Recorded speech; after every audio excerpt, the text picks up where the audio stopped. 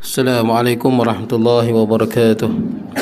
Innal hamdalillah nahmaduhu wa nasta'inuhu wa nastaghfiruh wa na'udzu billahi min shururi anfusina wa min sayyiati a'malina. Man yahdihillahu fala mudilla lahu wa man yudlilhu fala hadiya lahu. Asyhadu an la ilaha illallah wahdahu la syarika lahu wa asyhadu anna sayyidana wa nabiyyana Muhammadan abduhu wa rasuluh. Allahumma salli wa sallim wa barik ala sayyidina Muhammad wa ala alihi wa ashabihi ajma'in. Subhanaka la ilma lana illa ma 'allamtana innaka antal alimul hakim. Rabbi shrah li sadri wa yassir li amri wahlul 'uqdatam min lisani yafqahu qawli. Allahumma la sahla illa ma ja'altahu sahla wa anta taj'al hazna was-sa'ba idza syi'ta sahla wa la hawla wa la quwwata illa billahil 'aliyyil 'azim. Amma ba'd. Hadirin jemaah yang dirahmati Allah, alhamdulillah pada malam ni kita dapat bertemu. Tuan-tuan mau sihat tak? Alhamdulillah. Jadi saya tengok tuan-tuan kapek baru saya rasa ada dah musim mai bulan lepas, tak ada lagi kan? Tak ada lagi ya. Baik. Kita berhenti di mana tuan-tuan? Yang saya tandanya hadis yang ke-67. Betul? Hadis yang ke-67 masih lagi dalam babul muraqabah. Betul hadis 67?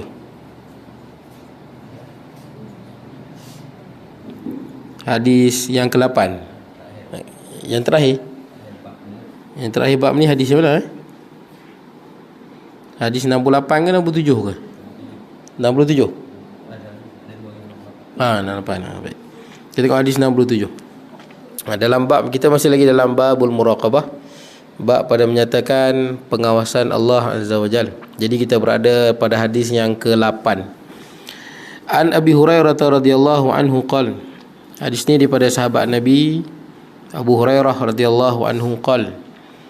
Jadi berkata Sayyidina Abu Hurairah radhiyallahu an, qala Rasulullah sallallahu alaihi wasallam, Rasulullah sallallahu alaihi wasallam bersabda, telah bersabda Nabi sallallahu alaihi wasallam, min husnil islamil mar'i tarkuhu ma la ya'ni. Min husni islamil mar'i tarkuhu ma la ya'ni.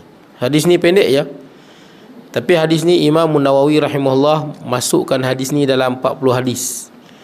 Dia bila masuk dalam 40 hadis, maksud dia hadis ni sangat besar faedah dia, sangat penting makna dia. Sebab tu Imam Nawawi dan banyak lagi ulama masukkan hadis ni dalam hadis 40. Sebab tu Imam Nawawi yang karang kitab ni, ada hadis dalam ni ada beratus ke beribu. Yang karang kitab ni adalah Imam Nawawi. Kemudian Imam Nawawi kecilkan lagi 40 hadis tu, hadis 40. Selalu kita sebut hadis 40, pengarang yang sama.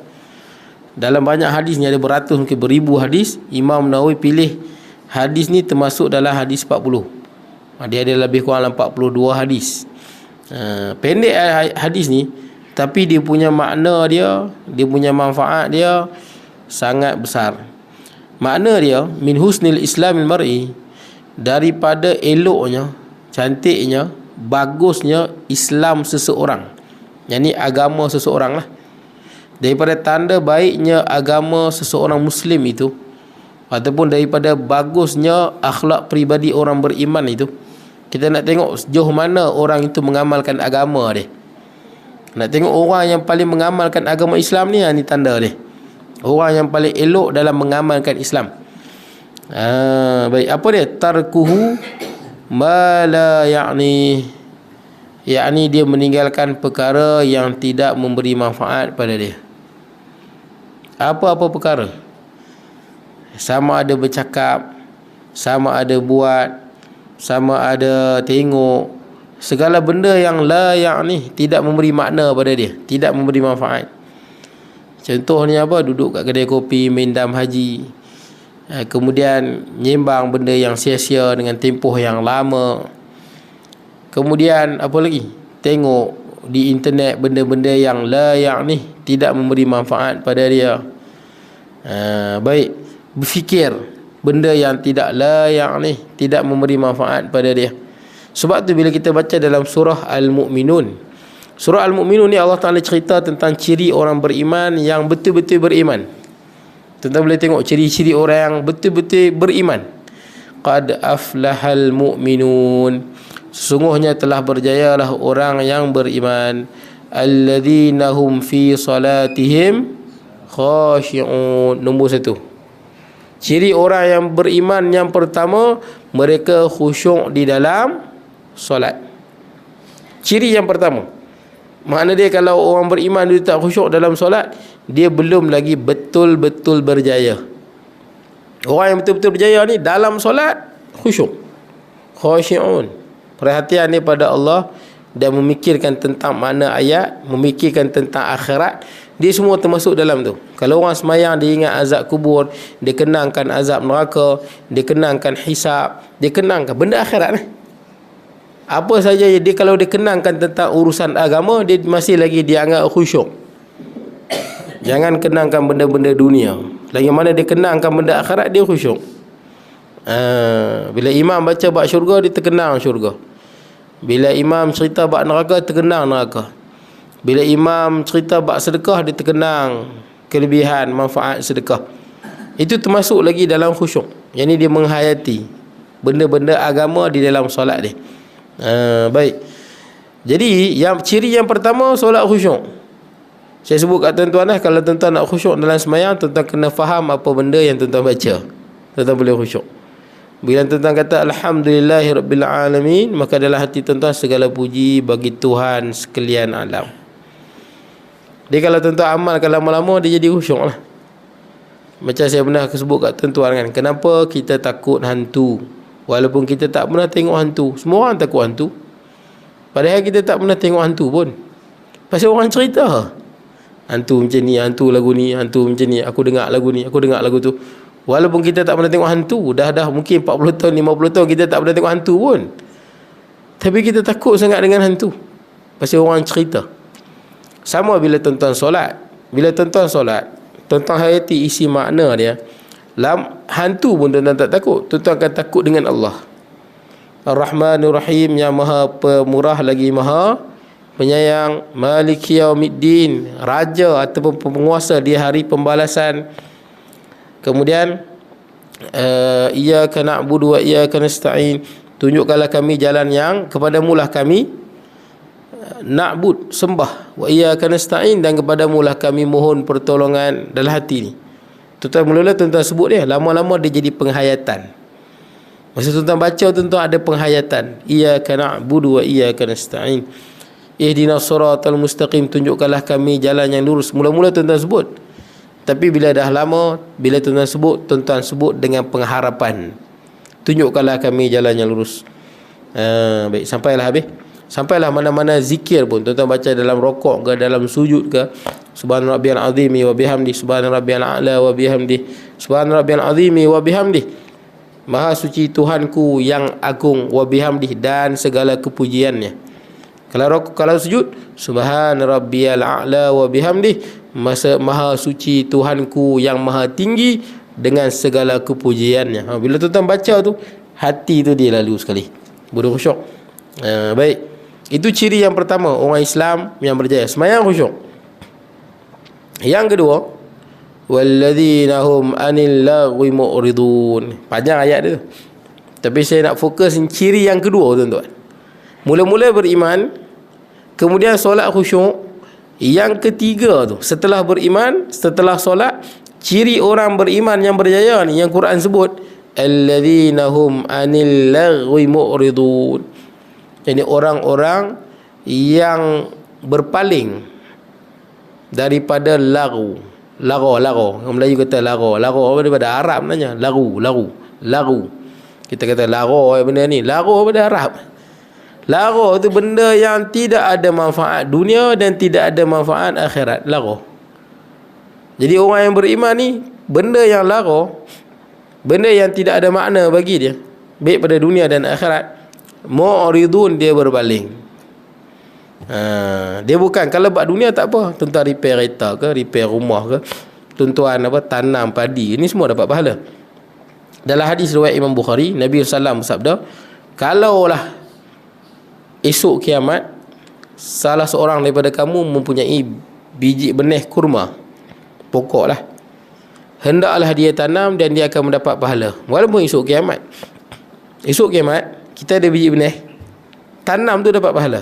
Sebab benda itu memberi manfaat pada kita dan generasi akan datang. Kita tanam pokok, bila dia besar, macam tuan-tuan tengok orang jual apa, durian batu kurau kan.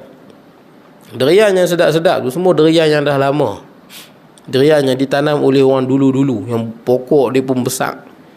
Tuan-tuan pergi, kalau tuan-tuan pernah pergi tengok, dan banyaknya durian batu kurau tu banyak tanah TOL, tanah kerajaan lah. Banyak tanah batu kurau, tanah kerajaan, yang mana dia pemanfaatkan lah. Dulu-dulu punya kan, beli pada mulut ke mulut.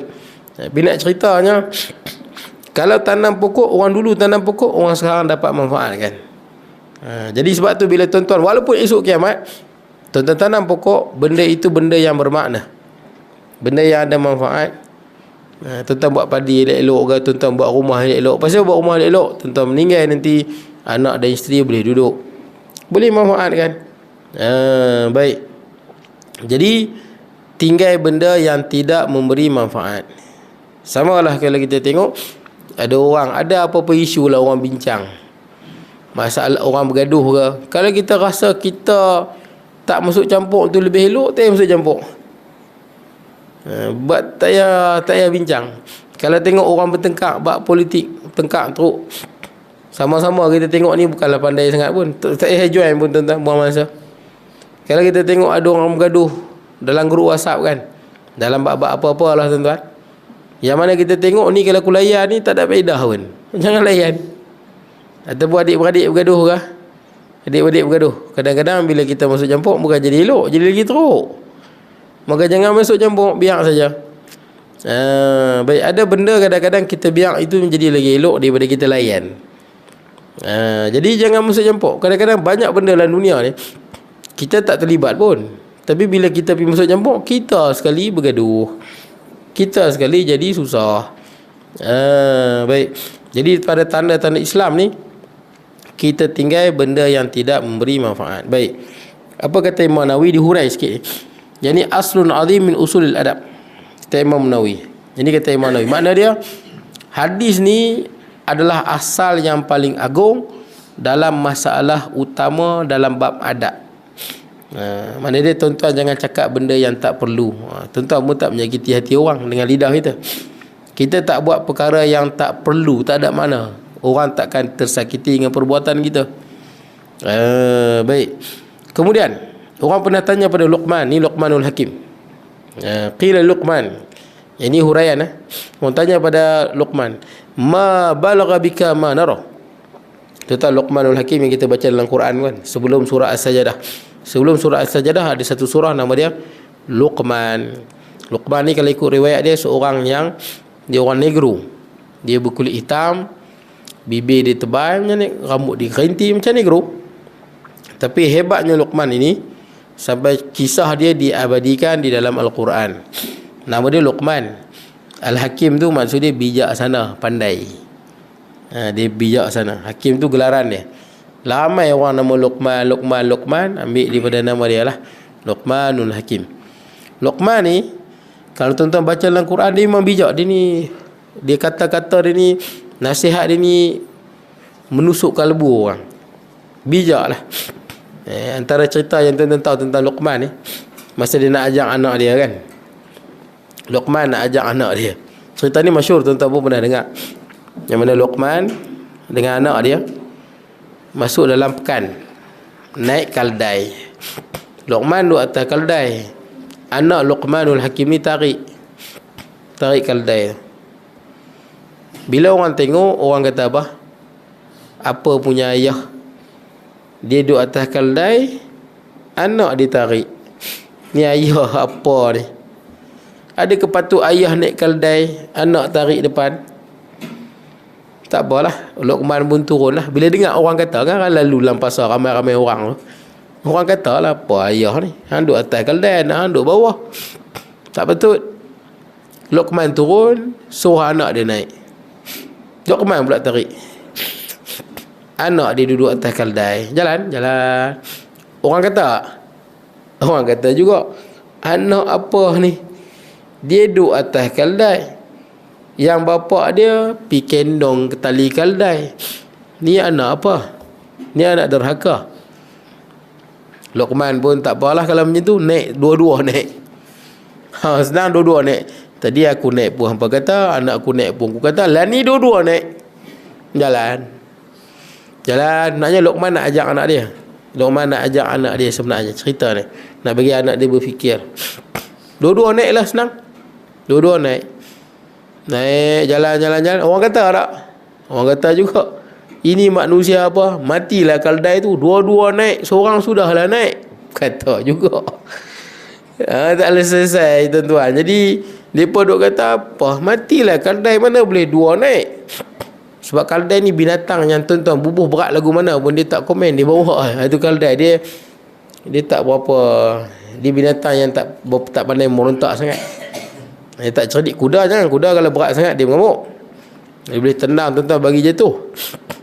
Kaldai tak berat lagu mana pun dia jalan. Tu yang bila mereka duduk atas kaldai, kutuk. Ni manusia yang tidak ada hati perut.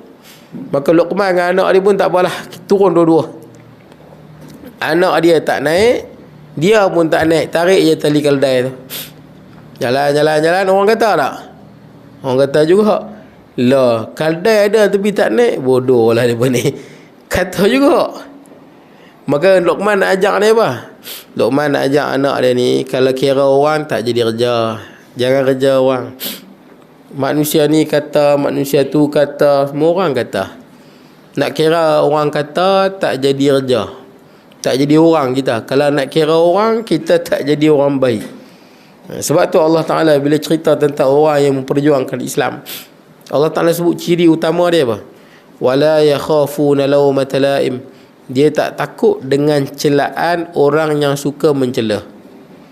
Sebab itu ciri orang pejuang Islam. Sebab orang yang pejuang Islam mesti orang kata.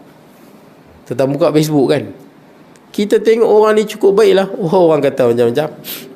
Tak pernah rasuahnya, urus takbir eloknya, orang kata macam-macam. Manusia tuan-tuan. Sebab tu Allah Ta'ala sebut dah, nak jadi pejuang Islam, nak jadi orang yang membela kebenaran, nak jadi orang beriman yang baik, dia tak takut orang kata apa dan dia tak heran. Itu bagus. Dia tak takut dan dia tak heran. Sebab tu Luqman nak ajak. Dan kita boleh baca kisah ni, jangan heran sangat pasal orang lah. Macam saya lah mengajak malam, mengajak masjid, mengajak surau. Ada je di kalangan cikgu kadang-kadang yang mana dia orang yang tak suka. Tak tahu, tak ada apa, tapi dia tak suka orang mengajak. Dia tak suka. Dia tak suka orang yang mengajak. Dia tak suka ustaz-ustaz yang mengajak. Kita pun pelik, walaupun dia cikgu, tapi dia tak suka. Mungkin dia orang yang memang hati dia tak suka majlis ilmu. Macam-macam lah dia kata tuan-tuan. Orang yang mengajak masjid ni macam-macam dia kata.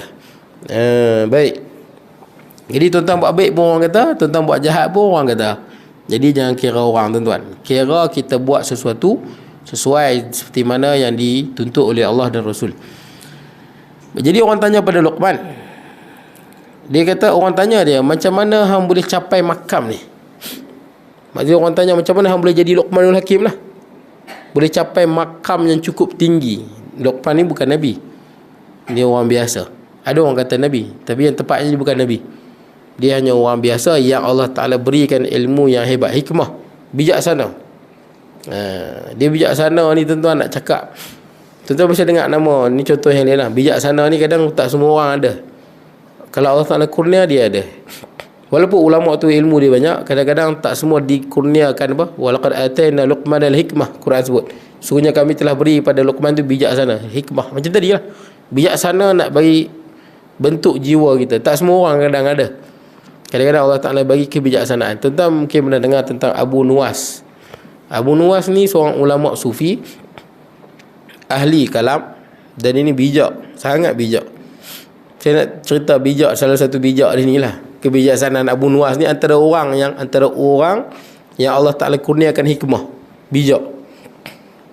Dalam mengaplikasikan kehidupan dalam dunia dia ni. Sebab ada orang kadang-kadang belajar pandai, tengok belajar pandai, tapi dalam hidup dia tak bijak sangat.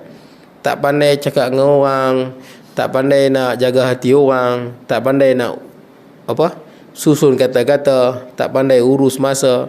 Kadang ada orang belajar pandai tapi tak banyak benda dia tak pandai. Kalau cakap dia tak pandai, dia guna perkataan yang okey lah orang dengar. Perkataannya biasanya orang dengar orang kecil hati lah. Jadi belajar pandai.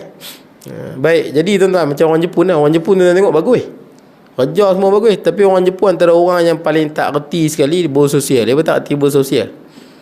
Sebab tu siapa nak kahwin orang Jepun, masalah. Sebab orang Jepun ni dia memang tak cakap dengan orang, dia diam je. Tuan-tuan tanya sepatah, dia jawab sepatah. Dan dia tak akan tanya kat tuan-tuan. Tuan-tuan je tanya dia diam je orang Jepun. Kalau bagi kita orang Melayu, kalau dapat menantu lagu tu, kita kata sombong. Betul tak kan? Sombong dia ni. Aku tanya, dia jawab. Lepas tu dia bukan sombong. Memang dia pun satu bangsa yang tak reti bersosial. Sebab tu Jepun banyak mati pun seorang dah busuk baru jumpa mayat. Di Jepun benda tu biasa. Duk seorang mati dah busuk, kadang dah bertahun baru jumpa, oh mati dah dia ni rupanya. Sebab dia pun satu masyarakat berjaya. Tok saya pakai Toyota, tuan-tuan dia pakai Toyota, berjaya. Nissan-nya dengan Suzuki-nya dengan Honda ni semua Jepun. Tapi dia pun masyarakat yang gagal dalam bersosial. Dia pun gagal. Sebab tuan-tuan kalau pergi Jepun, tuan-tuan senyum kat dia akan pelik. Dia pun tengok tuan-tuan senyum, dia pun tengok kelih, dia pun akan pelik. Lepas dia pun senyum kat orang. Dia pun anggap, mungkin dia pun anggap tuan-tuan gila kot.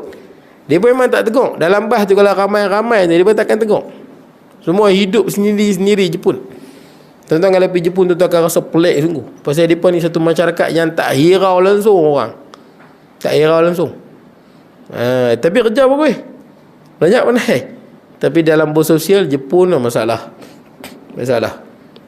Baik, jadi tuan-tuan, Abu Nuwas tadi saya nak cerita bijak ni, contoh orang bijak lah. Orang pernah mengadu pada Abu Nuwas. Dia kata, hidup aku ni susah. Anak ramai, rumah sempit. Jadi macam mana penyelesaian? Nak cerita bijak ni. Aku anak ramai, rumah sempit. Tolonglah ajak aku macam mana nak bagi rumah aku jadi luas. Abu Nuwas kata, kat rumah belah apa? Dia kata dia ada belah unta, dia ada belah kambing, dan dia belah lembu. Okey, Abu Nuwas kata, sekarang ni hang masukkan kambing dalam rumah hang. Kita dengar pelik ni kan, tapi orang ni dengar. Lepas tu rumah kawan ni dah lah sempit. Abu Nuwas kata, bawa masuk kambing dalam rumah tu. Tapi dia ni patuh. Dia pun ambil lah kambing, bawa masuk. Kemudian selang seminggu ataupun selang sebulan, tuan-tuan, selang sebulan, Abu Nuwas tanya, macam mana, rumah dah luas ke belum? Dia kata, rumah aku dah lah sempit. Hang suruh pula buah kambing, lagi sempit lah rumah aku. Abu Nuwas kata, tak apa, masukkan lembu pula. Lembu yang ada tu bawa masuk dalam rumah. Dia pun patuh jugalah, bawa masuk lembu dalam rumah. Selang sebulan, Abu Nuwas tanya dia, rumah dah luas ke makin sempit? Kemudian dia kata, dah lah sempit. Dulu dah ada kambing sempit, hang suruh masuk lembu, lagilah sempit. Lagi susah hidup aku. Mai pula lembu dengan kambing ni. Abu Nuwas kata, tak apa, ada unta kan, masukkan unta pula. Dia pun patuh, tak apalah, masuk unta. Lagilah sempit, dah lah rumah tu sempit, dengan ada kambingnya, dengan ada lembunya, ada unta dalam tu.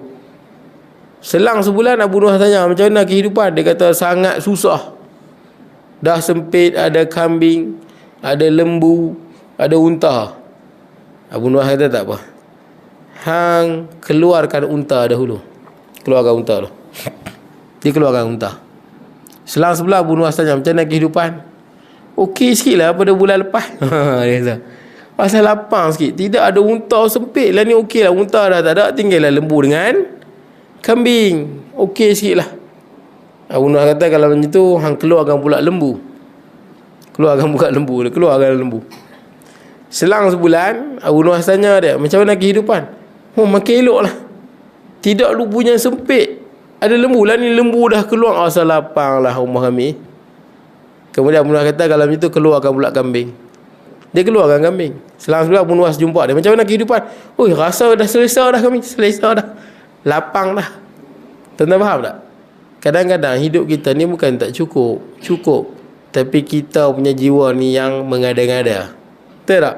Ni tak cukup, tu tak cukup, ni sempit, ni tak elok. Rupanya bila tuan-tuan masukkan benda yang susah, bila hilang kesusahan tu okey je. Bila dia tahu ada yang lebih susah, bila tahu ada lembu, ada kambing, ada unta tu lagi susah, bila dah buang semua dia rasa okey, cukuplah kami, selesa dah. Sebab tu kadang-kadang orang tuan-tuan, bila dia dah senang, bila dia tak reti bersyukur, jiwa dia tak puas. Dia jiwa sebenarnya, bukan masalah fizikal, jiwa. Sebab tu orang kadang-kadang rumah dia elok dah, cukup dah, tapi kadang-kadang dia saja tak lawa lah mamar ni, betul tak? Buat lain lah, buat lain duit pun habis. Kalau ada duit tak apa, masalahnya duit tak ada, betul tak? Ada orang perempuan ada mah, banyak mah, pakai betul, mah ni tak lawa lah bang, betul tak kan? Ni jenis lama nak pakai jenis baru, padahal kat luar sana punya ramai orang mah pun tak ada, betul tak? Tak ada mah, dia ada mah tu, lawa lah. Tapi hati manusia tu, saya kata hati manusia tu, kalau dia orang yang tak ada emas, dia dapat emas tu, dia sangat bersyukur. Tapi disebabkan emas tu dah lama ada di tangan dia, dia lupa syukur. Kalau kaya tak apa. Ni masalahnya kalau suami pun tak ada duit, tapi dia minta kan, bang ni emas ni dah lama bang, tukarlah yang lain. Biasanya emas bila tuan-tuan pergi tukar, dia mahal, betul tak? Walaupun berat yang sama, tuan-tuan tak boleh trade in, dia jadi riba. Tuan-tuan kena jual dulu. Tetapi kedai pegang tu bagus lah, emas pegang tepi masjid tu, tuan-tuan jual dulu emas tu, dapat duit, barulah tuan-tuan beli emas lain, barulah selamat daripada riba. Tapi kalaulah ditakdirkan kita ni tak ada langsung emas, miskin, kalau kita dapat emas tu kita syukur sangat.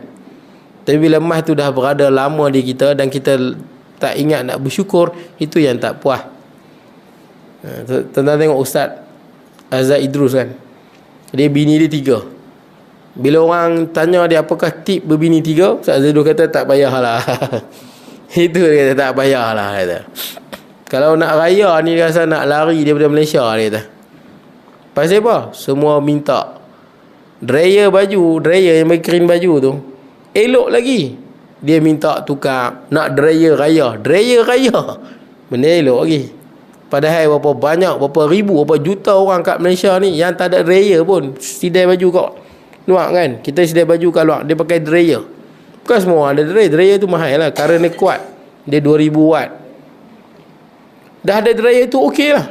Tapi bila dah ada benda, tak reti, tak ingat nak bersyukur, itu yang dryer tu elok pun nak tukar.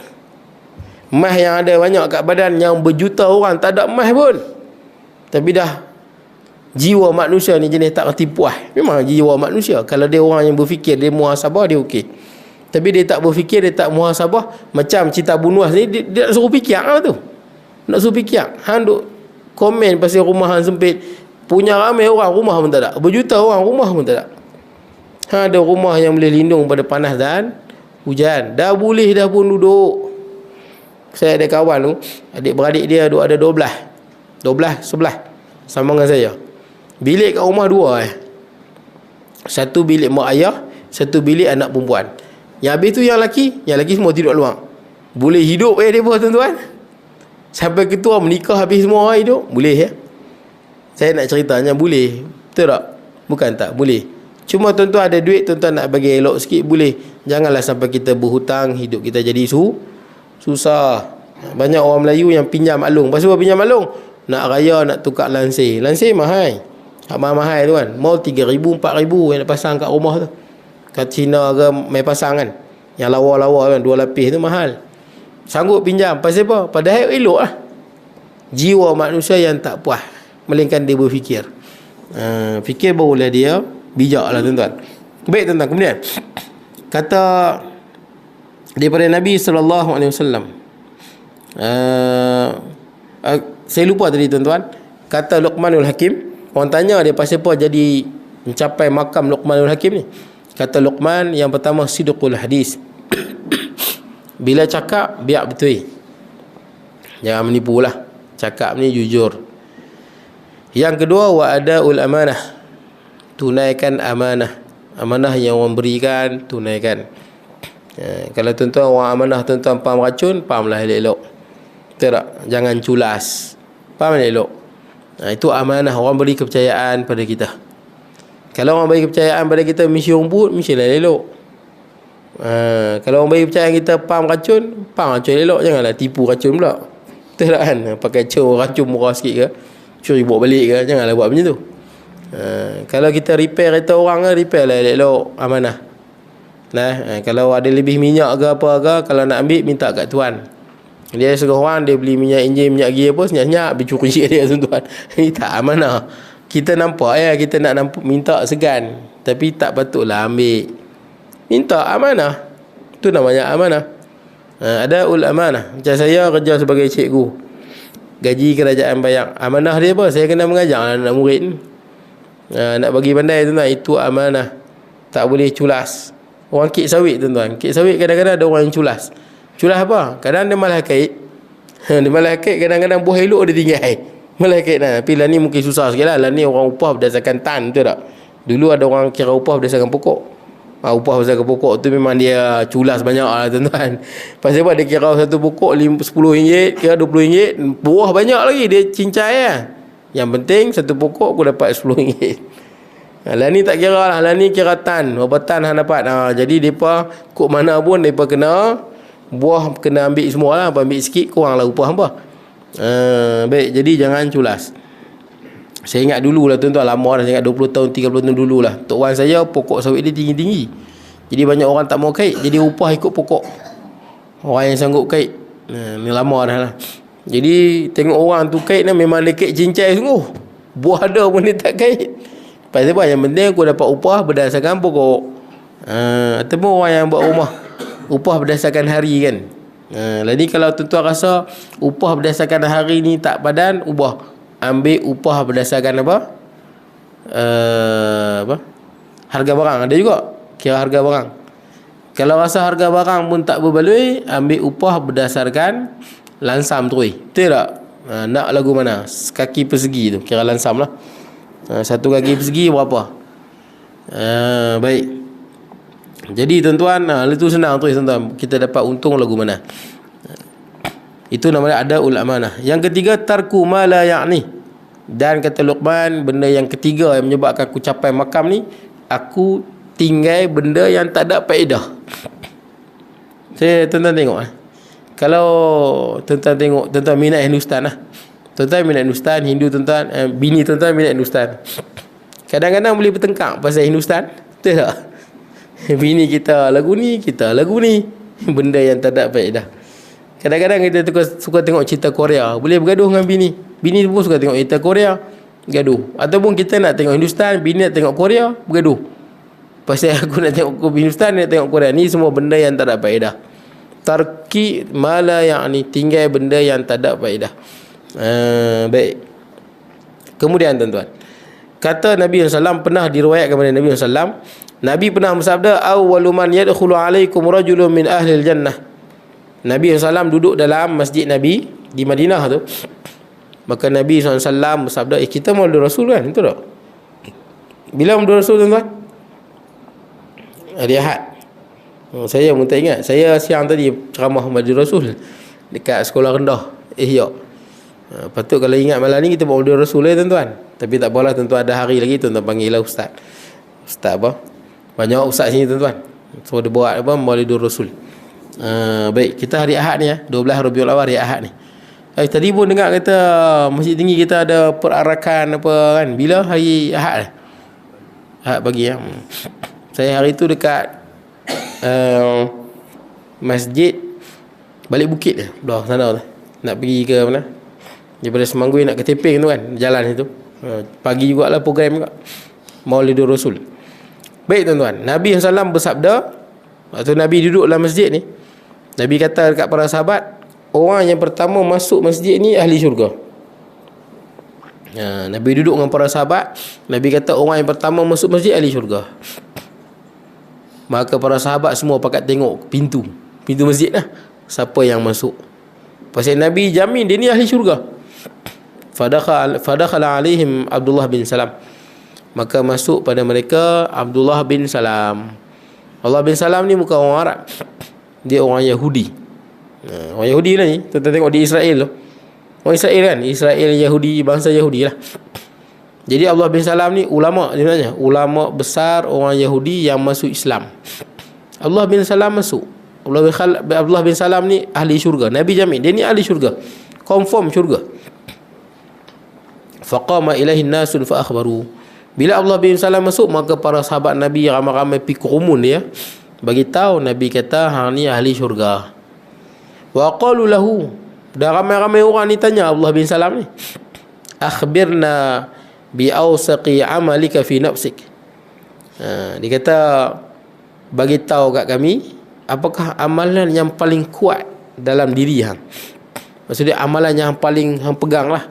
Baca Quran ke, selawat ke, banyak qiyamulai ke, banyak sedekah ke, banyak apa lagi, banyak apa-apalah, banyak sembahyang duha ke, banyak berzikir ke. Jadi benda tanya amalan apa yang paling kuat dalam diri hang. Maknanya hang paling rajin kuat, hang paling mulazamah, paling istiqamah dengan amalan tu, bersungguh-sungguh hang buat. Kata Abdullah bin Salam, inna amali la dhaif. Kata Abdullah bin Salam, amalan aku ni lemah. Maksudnya aku ni bukan orang yang kuat sembahyang malam, bukan orang yang kuat baca Quran, bukan orang yang kuat sembahyang duha, bukan orang yang kuat berzikir, bukan orang yang kuat bersedekah. Inna amali la dhaif. Amalan aku ni biasa, lemah. Baik. Wa awsaqu ma arju bihi, dan amalan yang paling kuat sekali, dia kata, yang aku harapkan, amalan yang betul-betul aku harapkan dan yang paling kuat sekali. Tuan-tuan dengar, ni penting tuan-tuan. Kalau tuan-tuan ambil ni tuan-tuan, sekalipun tuan-tuan kurang sembahyang tahajud, tuan-tuan kurang sembahyang duha, tuan-tuan kurang berzikir, tuan-tuan ahli syurga. Yang ni ya tuan-tuan, pendek ya, tapi yang ni ya memadai lah untuk tuan-tuan jadi ahli syurga. Tapi susah, benda pendek tapi susah. Dan kerana dua benda ni jugalah, kadang-kadang orang yang sembahyang malam, orang yang banyak melakukan ibadah, jadi ahli neraka kerana dua benda ni rosak. Baik, cumanya tuan-tuan, kita nak jadi orang yang apa? Orang yang dua ni ada dan kita banyak ibadah yang lain. Baiklah, kita nak jadi orang yang banyak ibadah lain dan dua benda ni ada pada kita. Kuat tahajud, kuat sembahyang duha, kuat berzikir, baca Quran, dalam masa yang sama dua amalan ini kita tekankan. Apa dia tuan-tuan? Kata Allah bin Salam, dia kata dua benda ni lah yang paling kuat yang aku harapkan, yang paling kuat yang Abdullah bin Salam amalkan. Yang paling kuat Abdullah bin Salam apa? Jadikan dia sebagai rutin harian dia. Baik, yang betul-betul dia didik diri dia dengan dua benda ni. Dididik sungguh diri dia mengatasi ibadah-ibadah yang lain. Yang pertama, salamatus sadr. Oh, susah. Salamatus sadr ni apa? Salamatus sadr ni makna dia dada yang selamat. Dada selamat. Mana dada selamat? Dada tuan-tuan tak bermusuh dengan orang. Dada tuan-tuan tak berdendam dengan orang. Dada yang tidak benci pada orang. Dada yang tidak ada perasaan dengki dengan orang. Dada yang tidak ada perasaan marah dengan orang. Dada tuan-tuan ni kira bersih. Susah tuan-tuan. Pasal saya pergi masjid, ada saja jemaah bergaduh sama jemaah aja. Ini bergaduh dengan kawan ni, bergaduh dengan kawan ni, marah kawan ni, marah kawan tu. Ada je benda-benda remeh-remeh ya. Bergaduh. Ada bergaduh adik-beradik pun ada. Yang saya pernah sebut kat tuan-tuan, bergaduh pasal tanah. Adik lelaki dengan adik perempuan bergaduh sampai berparang. Gaduh sikit ya, kata tanah ni masuk sikit tanah aku, tanah hang masuk tanah ni. Bergaduh sampai lebih 10 tahun. Ada orang yang kawan saya cerita di Tepuk Pancok tu, ada orang bergaduh pasal apa? Remeh je. Dia masuk rumah pak saudara dia. Mungkin dia main lah, budak kecil main, mungkin dia berlemuai sikit kotak. Masuk rumah pak saudara dia. Pak saudara dia ada kusyen mahal. Pak saudara kata, hanya duduk atas kusyen ni, kotak nanti. Dia balik beritahu mak dia. Mak dia adik pada tuan rumah tu. Maka mak dia marah lah. Mak dia ni keluarga susah sikit lah. Tak susah sangat pun, susah sikit. Banding dengan abang dia tu keluarga kaya, kaya lah. Pasal tak ada anak. Isyalah tak ada anak, tuan-tuan, kaya lah sikit, loaded lah. Anak banyak ni tanggungjawab besar. Jadi bila beritahu mak dia marah lah. Mentang-mentang lah hang kaya, hang ni belagak lah. Benda remeh ya tuan-tuan. Bergaduh dah lebih 3 tahun tak bercakap. Lebih 3 tahun tak tengok. Benda kecil lah. Pasal tegur anak dia, jangan duduk atas kursi ni. Hang kotor. Yang tu ya. Bergaduh lebih 3 tahun bergaduh. Salamatus sadr tak ada. Jiwa ni musuh lah. Bermusuh. Itu saya kata banyak je orang ahli masjid, ahli surau, tapi ada je benda dia tak puas hati pasal ni. Kadang benda yang baik pun bergaduh. Dulu Masjid Semanggui baru ni kan, panggil Ustaz Azaidrus. Benda ni bagus lah, betul tak? Tak ada orang kata tak bagus. Tapi ada bergaduh, ada bergaduh. Ada orang tak setuju panggil Ustaz Azaidrus. Itu benda yang kita pun pelik. Pasal apa tak setuju panggil Ustaz Azaidrus? Katanya bayar mahal katanya. Yang tak setuju juga ni ada seorang orang PAS, jemaah kita lah. Seorang lagi orang PAN tak apalah tuan-tuan, ambil pergi kat mereka lah. PAN Mak Sabu. Jadi mereka ni cukup tak suka lah. Maka mereka sebarkan fitnah Ustaz Azaidrus minta 6,000. Saya pun terkejut. Betul ke Ustaz Azaidrus minta 6,000? Tuan-tuan tahu Ustaz Azaidrus main Masjid Semanggui tu kutipan 47,000. Yang TV besar yang dia pasang tu free. 7,000 dia set up TV tu free. Free sebab ada orang support. Yang dia set up apa semua tu tak bayar pun, orang support semua. Jadi orang yang tak suka ni sebarkan. Terutama yang hak PAN seorang tu lah. PAN tu dia rajin fitnah lah, sebar merata. Katanya Ustaz Azaidrus minta 6,000 lah, masjid tak ada duit lah. Masjid Bukit Putih tu antara saya ingat masjid dalam Kriak ni masjid paling kaya dia tu. Di Bukit Putih. Banyak duit dia tuan-tuan. Dulu duit sampai 1 juta lebih. Banyak duit Bukit Putih tu. Banyak duit dia. Baru ni masa Ustaz Azaidrus pun banyak. Khairi Jamaluddin bagi 2,000, Datuk ni bagi 3,000, Datuk ni bagi 1,000, semua 47,000.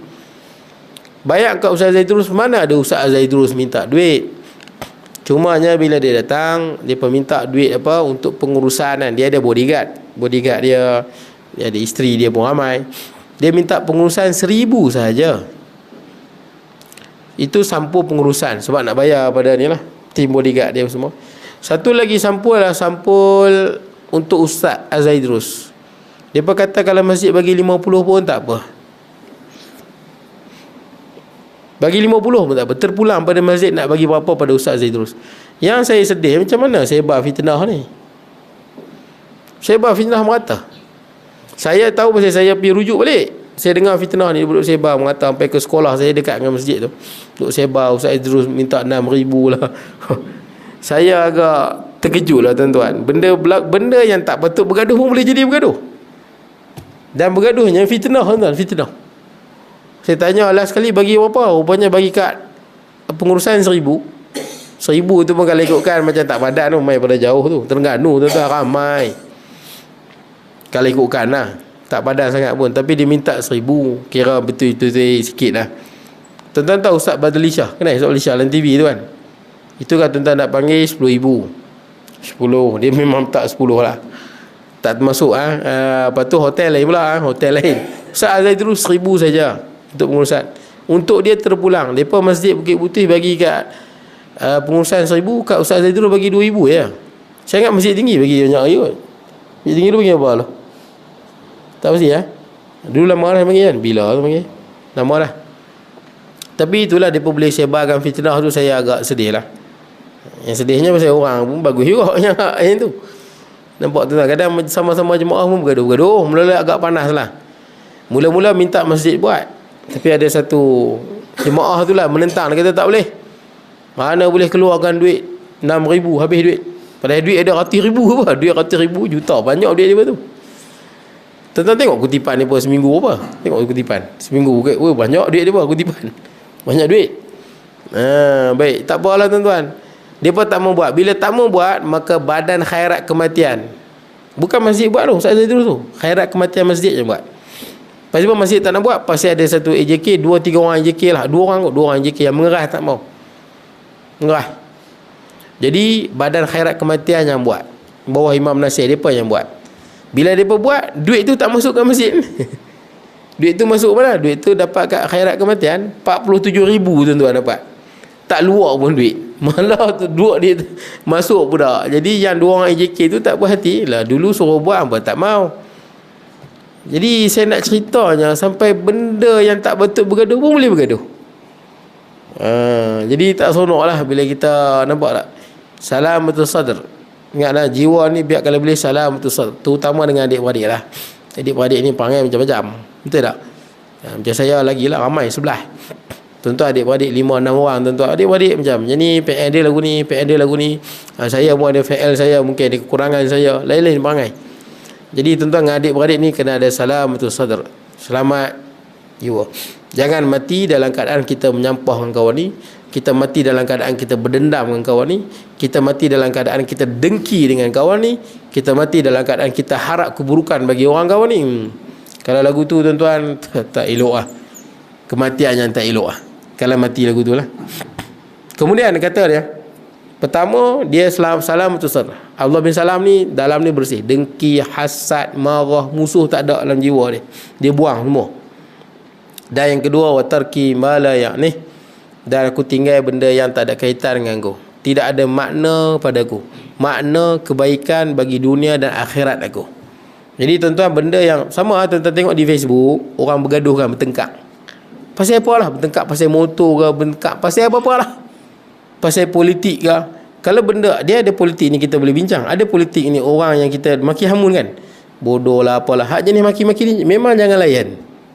Sebab kita pun jadi macam dia tuan-tuan. Tengok orang komen bukan-bukan, kita rasa kalau aku komen ni lagi bergaduh untuk saya komen.